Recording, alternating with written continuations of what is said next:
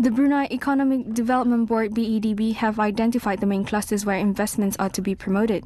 These are extending the oil and gas value chain to build on Brunei's biodiversity, leveraging of the Islamic Brand and building long-term capabilities. The Permanent Secretary of the Ministry of Industry and Primary Resources, Dato Paduka Haji Mohammad Hamid, was speaking to launch the workshop. The MIPR and the BEDB have a joint committee that meets regularly to discuss projects and coordinate efforts in realizing the cluster development. Let me also emphasize that we will continue with the private-public partnership approach in achieving our shared vision for Brunei as a diversified, competitive and sustainable economy. As raised by His Majesty in his titah marking the 23rd celebration of National Day, the public and private sectors, non-governmental organizations and the members of the public are indeed the main pillars of the country to continue as an independent nation that can face up the challenges of a competitive and volatile world.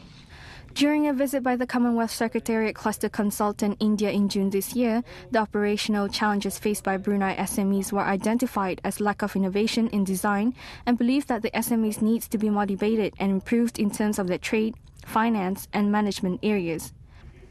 This cluster development workshop is relevant to Brunei's economic development strategy of enhancing competitiveness of the SMEs to create new employment and develop entrepreneurial culture.